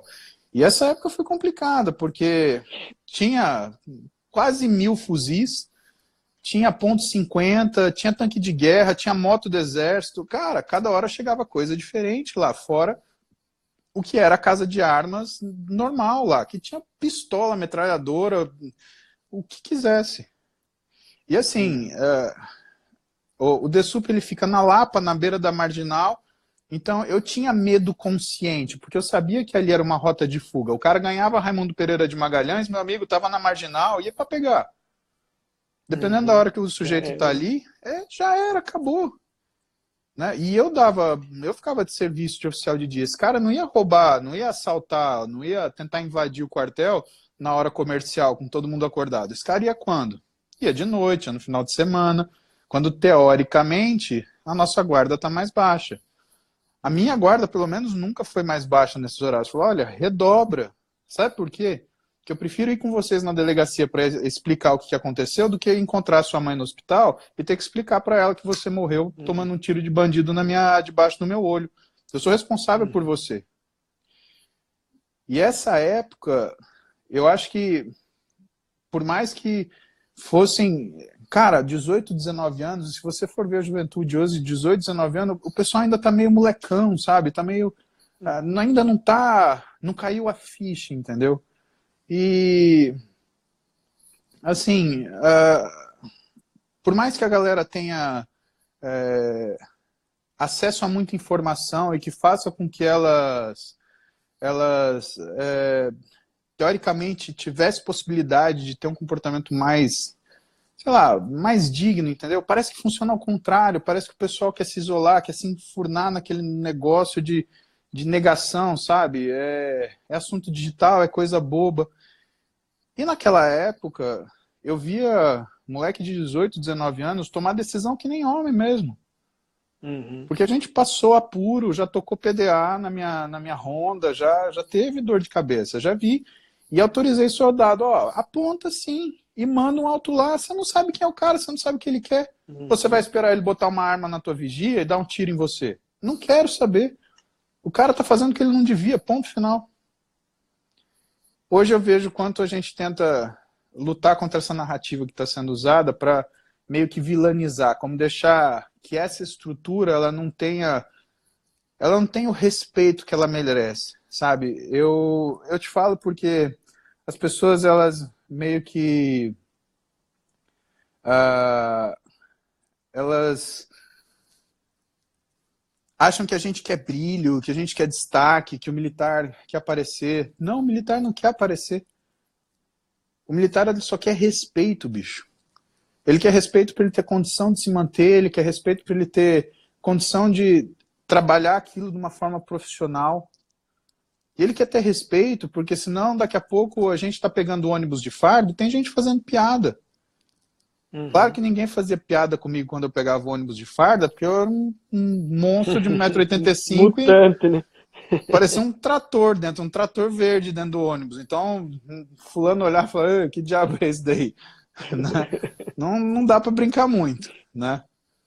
E, assim, mas, sabe, tem que ter o respeito com o soldado, que é o cara que tá executando a tarefa, e que, assim, se der um bode, se essas brigas Chile, Bolívia, se a Argentina, que agora virou governo de esquerda, virar uma bagunça, meu amigo, quem que vai defender vocês? Quem que vai? Sabe, eu tenho vontade de fazer essa pergunta para essas pessoas com essa narrativa tola. Tá, e quem te defende? Porque é a mesma história do pessoal que fala, eu sou contra a polícia, mas quando é assaltado, liga para ela, né? Pode crer. Aí dá aquela afinada. E você sabe que Tem uma outra história. Teve uma... A gente voltando do campo, eu tava com a ambulância e era o caminho de um amigo meu e eu precisava pegar um material com ele. Eu falei, rapaz, eu falei pro meu motorista, eu falei, ô, dá uma parada aqui do lado, eu preciso pegar um material e a gente vai seguir destino pro quartel. Ah, então tá bom, tenente. E assim, viajava eu, meu motorista, e o Léo, que era o cabo, né? E quando você sai de missão, você sai armado. E nesse prédio desse amigo meu, tinha um sujeito meio que fumava um negócio assim, descaradamente. E eu liguei para esse meu amigo e falei, ó, tô chegando aí, já deixa tudo na mão que eu vou descer e já subir já ir para destino. Eu não posso ficar parado aqui dando bobeira. Ah, tá bom. Rapaz, no exato momento que desceu, que parou a ambulância, aí desceu o Léo, desceu o meu motorista para ficar nas minhas costas e desceu eu para ir pegar um negócio com meu amigo. Ele não tinha descido ainda. E chegou o cara que fumava. Aí o cara olhou para mim assim, tudo certo? Aí eu já olhei assim, sabe? Com aquela cara de medo assim. Aí eu falei assim, rapaz, é o cara que meu amigo tá falando. Eu vou fazer esse cara vai ficar sem fumar 1 ano. Aí eu olhei pra ele sério assim, tá um cheiro estranho, mas tá tudo certo sim. Ele, ó, pum, sumiu, cara. O cara subiu, ele não subiu nem de elevador, ele subiu de escada, o diabo do apartamento dele, de tanto que ele sentiu esquisito. E assim, a gente tem história a dar com pau dessa fase, mas eu acho que o que vale a pena para ficar para as pessoas é que elas saibam que o Exército ele ainda é a instituição que, na minha opinião, é de maior confiabilidade no Brasil. Você sabe que aquele povo que está lá naquele verde oliva vai lutar por você, vai dar tiro por você, vai tomar tiro por você. Cara, a gente não tem feriado, a gente não tem dia de festa, a gente não tem aniversário, ninguém acende bolo para você no quartel, ninguém te libera mais cedo, não tem essa. Que só sai quando a corneta toca. Não é que das 5 horas da tarde cai a caneta ou você parou de trabalhar, você pode ficar flanando. Não, é a corneta tocar. A corneta não tocou, meu amigo, você está na missão, não tem essa. E o que eu vi ou que eu pude perceber, é que a medicina é muito parecida com isso, né? E são as forças que a gente tem hoje que dão sustento para tudo. Né? Imagina, o problema que você tem, você vai na farmácia, pode ter ali, comprar um remédio, mas se você não sabe o que você tem, você vai para o hospital. Se você sabe que a coisa está tumultuada, que está tendo um problema, para quem que você corre? Você corre para as Forças Armadas. Então, sabe, se a gente como povo não tiver uma noção de que as Forças Armadas, elas são a extensão que protege e que cuida para que a nossa sociedade funcione, cara, a gente está muito fracassado. Você olha países, por exemplo, você paga pau para os Estados Unidos? Sim. O povo lá sabe quem são seus heróis, sabe quem são seus bandidos. O povo lá sabe quem é vagabundo, sabe quem não é. Então, quando eu vejo isso, eu falo assim, poxa, o Brasil merece isso, sabe? É um país tão grande, com um povo tão sofrido, que paga tanto imposto, que, sabe, se mata para fazer qualquer tipo de trabalho.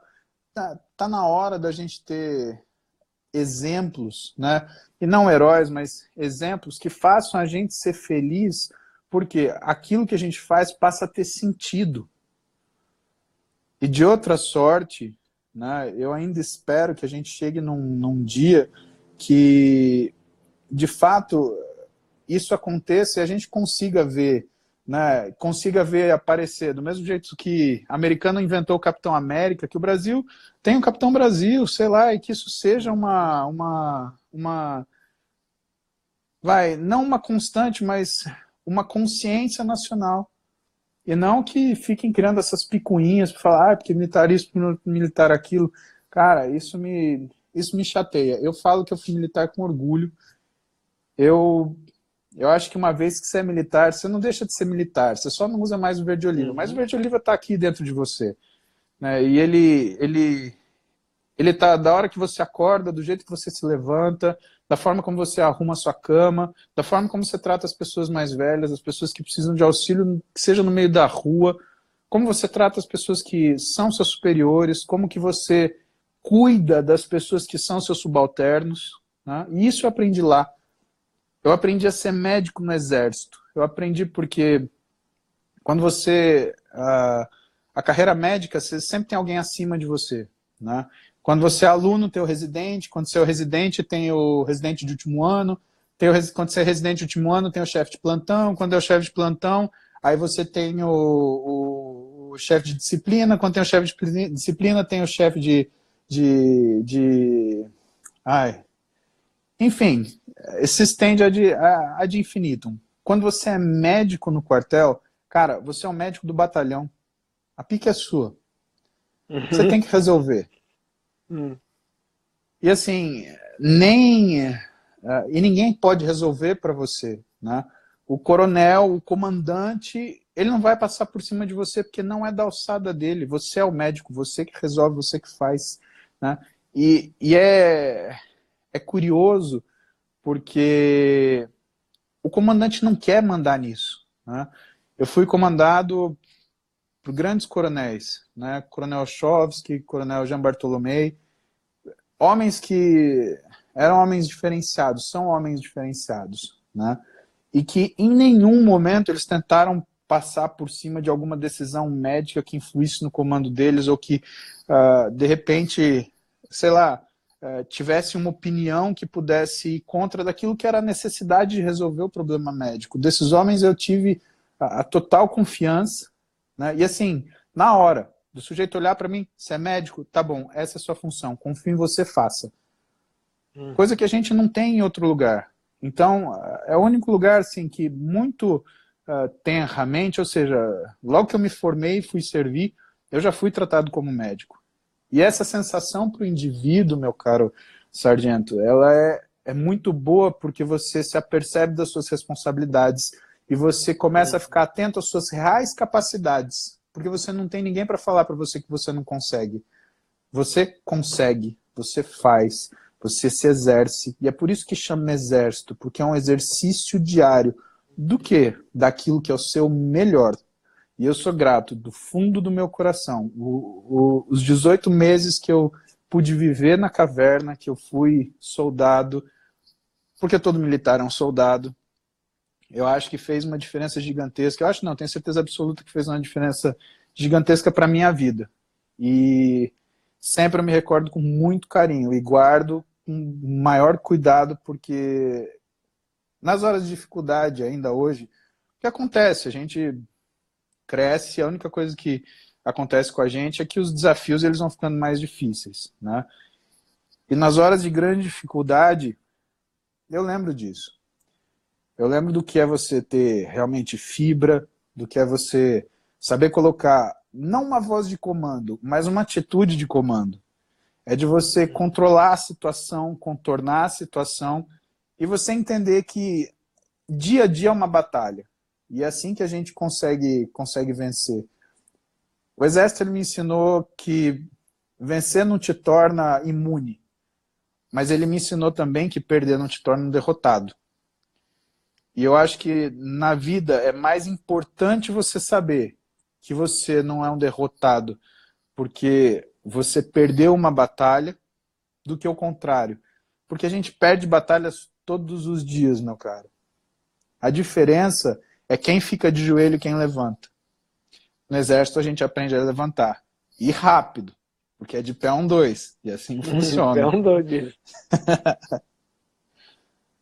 Boa. E olha Quanta só, deixa eu te história. fazer uma pergunta. Tava vendo aqui, pensando aqui na sua trajetória, você falou que quando foi se alistar no tiro de guerra, era considerado um cara magrinho e tal. Mas da onde que virou a chave para virar um marombeiro? Onde que virou essa chave? Cara, é tempo na realidade, né? O que demora pro físico. Eu treino desde os 11 anos, mas, por exemplo, com 17 que eu fui me alistar,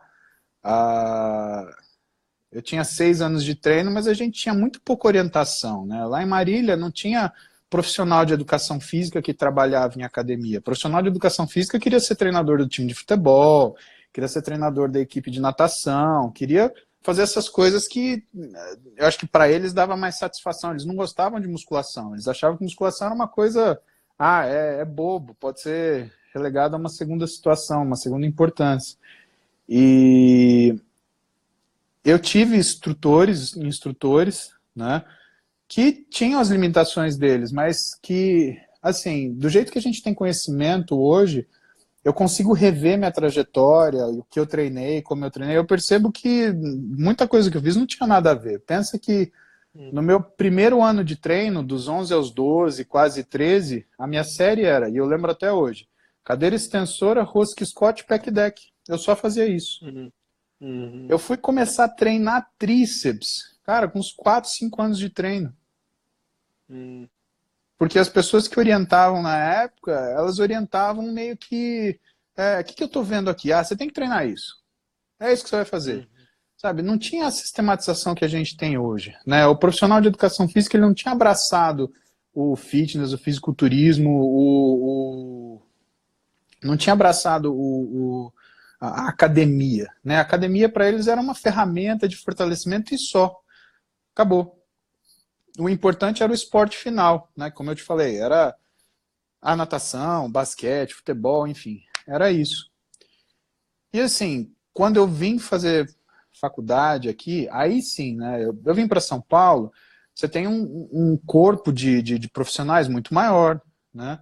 Aí eu conheci o Rogério, que é meu amigo até hoje, o Ziad, do Instagram, profissional de educação física, ex-atleta, ele que chegou para mim e falou, ó, tá tudo errado, vamos começar de novo, né? Eu falei, pô, então assim, eu me esforcei dos 11 aos 18, eu fui treinar mesmo aos 19, aí que eu entendi, aí que ele foi me mostrar o que era treinamento, o que era esforço, o que era periodização de treinamento, foi esse cara que me deu essa luz, assim, e estando na faculdade, você tem uma biblioteca vasta para você estudar, e aí eu conseguia ter fonte, mas em Marília, não estando na universidade, você não tem uma biblioteca à sua disposição, não se esquece que não existia internet, a gente está falando de 1997, ou de 1992 até 1997, 1998. Cara, não tinha internet, como a gente conhece hoje, não tinha Google, não tinha como estudar, era livrão mesmo. E uma vez na faculdade, em 1999, pô, aí eu tinha a biblioteca. O primeiro livro de treinamento orientado para educação física que eu estudei foi o livro de periodização do Tudor Bompa, que foi a primeira coisa que eu consegui pôr a mão, para entender que você não deveria treinar a mesma coisa sempre do mesmo jeito. Que tinha que existir uma modificação naquele processo de estímulo do físico, porque a chave não era o esforço, a chave era o reconhecimento da necessidade de esforço a ser executado. E isso sim era importante. A partir daí, aí eu fui crescendo, eu fui tendo contato com os profissionais. São Paulo tinha muito curso, tem muito curso, muita palestra. Eu ia assistir palestra, isso me orientava o que eu tinha que estudar. E assim, sendo com muito pragmático, o que mudou meu físico foi a capacidade de conhecimento que eu pude adquirir, não foi outra coisa.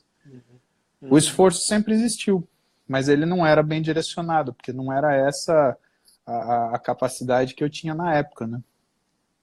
E aí você decidiu se especializar nessa área já na faculdade? Você já tinha essa visão ou surgiu depois da especialização? Na verdade, não. Né? A última coisa que eu queria era trabalhar com treinamento, né? Porque eu gostava de treinamento para mim. E eu não via onde encaixar isso. Né? Eu queria ser ortopedista, consertar gente quebrada, machucada. Eu tive fases na faculdade, né? Eu queria ser pediatra. Aí eu passei no bloco de pediatria e quando foi a pediatria que eu fiz, passei por nefropediatria, né? Então, criança que é doente renal, cara, eu desenvolvi uma depressão terrível, porque se você gosta de criança, você vai ter problema na pediatria, porque você vai se emocionar com aquilo que você está fazendo. E você não pode lidar com a emoção, não com a sua. Você tem que resolver o problema. Então, foi uma carga, foi um desafio imenso para mim. Eu deprimi, fiquei mal, não tomei remédio, porque na época eu falava assim, aqui tomar remédio, eu segurei no braço mesmo. E aí passou. Aí eu quis fazer psiquiatria. Só que aí na psiquiatria, eu comecei a estudar o livro de psiquiatria, eu falava, rapaz, se alguém conversar mais 2 minutos comigo, eles vão descobrir que eu tenho tudo que está nesse livro aqui. Vou sair disso daqui rapidinho. Não deu certo psiquiatria para mim. E aí eu acabei descobrindo, aí tinha a ortopedia, que era uma coisa que tinha a ver com exercício que eu gostava, mas não era exercício, então não corria risco de transformar o que eu gostava em trabalho. Aí eu falei, cara, eu vou por aí, eu vou fazer ortopedia. Tive a ajuda de um amicíssimo meu, que é alguém que eu falo que é meu pai acadêmico, que é o Zé Carlos Garcia, que hoje para mim é o melhor cirurgião de ombro e cotovelo do Brasil, sem sombra de dúvida, né? E fui levando a ortopedia até que um belo dia, né, eu sempre estudando por conta essa área de nutrição, treinamento, fisiologia. Fisiologia foi a primeira pós-graduação que eu fiz. Eu estava no primeiro ano, eu estava no quinto ano de medicina, eu nem tinha me formado ainda, mas eu queria muito fazer, eu queria muito conhecer aquilo. E aí foi complicado, porque o Zé Carlos ele sentou comigo um dia, eu estava no R2, eu era segundo ano de residência. E ele virou para mim e falou, ó, posso te falar uma coisa? Porque sempre que a gente sentava em discussão em grupo médico, assim, né, em junta médica, eu sempre lembrava coisas de fisiologia, de clínica, e que acabava mudando um pouquinho o que era a conduta do paciente, mesmo cirúrgica, né, a forma de abordar, a forma de tratar depois. E aí o Zé Carlos falou para mim com muita sinceridade, e para mim doeu aquilo. Ele falou, olha, você vai ser um ótimo ortopedista, não tenho dúvida, porque você é um ótimo médico. Agora, se você for para essa área de fisiologia, metabolismo, parte do exercício, ele falou, Paulo, você vai ser o melhor do mundo. Por mais que ele estivesse me elogiando, cara, naquela hora eu fiquei numa mágoa com ele, porque eu falei, porra, como assim você não vai me deixar ser um ortopedista? Eu quero ser um puto ortopedista. E não era isso. Ele estava alertando para mim aquilo que, né, ele enxergava em mim como um mais antigo, né, o que eu podia fazer, uma coisa que, sabe, ele via do alto dos anos de medicina dele, que eu não tinha condição de enxergar, né? E no final das contas, o que começou a acontecer? Na minha prática médica, como ortopedista, eu comecei a atender, eu fiz traumatologia esportiva. E traumatologia esportiva e artroscopia. E quem treina, se machuca. Não tem jeito. Alguma hora você vai se machucar. E eu comecei a pegar casos, né, e aí a história, como que eu fui trabalhar com toda essa parte de fisiologia, acabei conhecendo nutrição, endócrino, toda essa parte metabólica, né? Eu ia atender pessoas que tinham criado lesões sérias que eram advindas, por exemplo, do uso de esteroide. Então não adiantava operar o cara. Eu ia operar o cara, esse cara ia rasgar de novo. Eu ia operar esse sujeito, ele ia lesionar de novo. Eu tinha que tratar aquilo. Qual que era o grande problema? Tinha muito pouca publicação de como você abordar esses casos. E eu tive que ralar de estudar para conseguir juntar uma massa crítica de informação que pudesse oferecer para mim um subsídio para eu ter uma tomada de decisão consciente. Porque medicina é assim, você tem que saber por que você está fazendo aquilo. Não existe, eu acho que... Não, não acha nada. Se você não acha, melhor não faz isso. Vai vender jornal. Não é assim que funciona, né? E quando eu menos esperava, e eu mal me dei conta, eu estava com o consultório lotado e tratando desses distúrbios. Então, eu já não estava mais tratando do cara que tinha se machucado recuperado. Eu estava tratando do cara que tinha se machucado recuperado e estava ganhando mais capacidade física. Estava ganhando mais músculo, estava perdendo gordura, estava atingindo seus objetivos. E esse cara, lógico, o machucado ninguém quer saber. Então, o que ele falava para os outros? Mas quem cuida dessa parte é o Paulo. Aí o sujeito ia me procurar porque ele estava machucado? Não, ele ia me procurar porque ele queria o resultado que o cara machucado tinha. E o meu consultório sempre foi feito assim, boca a boca. Até hoje, eu não atendo ninguém por causa do Instagram. Não tem um paciente que chega para mim e fala assim, eu vim aqui por causa do Instagram. Não, não tenho nenhum. Todos os meus pacientes, eles vieram porque conhecem um paciente meu, porque são amigos de um paciente meu, ou são familiares de um paciente meu, e que viu aquele determinado resultado e queria para ele também, para falar, com isso daqui eu me identifico, com isso daqui eu tenho que fazer, né? E aí, assim, né, para finalizar a história, onde eu tô hoje, né? O que eu faço hoje? Hoje eu cuido de uma equipe multidisciplinar, né? Eu tenho no meu consultório profissional de educação física, nutricionista, psicólogo, porque eu também entendi que não adianta você abordar pontualmente uma coisa da pessoa. A pessoa tem um problema, ela não é o problema. Então não adianta você tratar o problema achando que você está tratando a pessoa, você tem que tratar a pessoa. E eu precisava que ela tivesse uma visão aprofundada de nutrição com o nutricionista. Eu precisava que ela tivesse um aprendizado e uma execução aprofundada no treinamento. Então, ela precisava de um treinador. Eu precisava que ela tivesse uma compreensão sobre quais eram os reais desejos dela. Então, eu precisava de um psicólogo. Eu precisava que aquilo que ela tinha dor e que não era uma questão cirúrgica, ela fosse tratada. Então, eu precisava de um fisioterapeuta.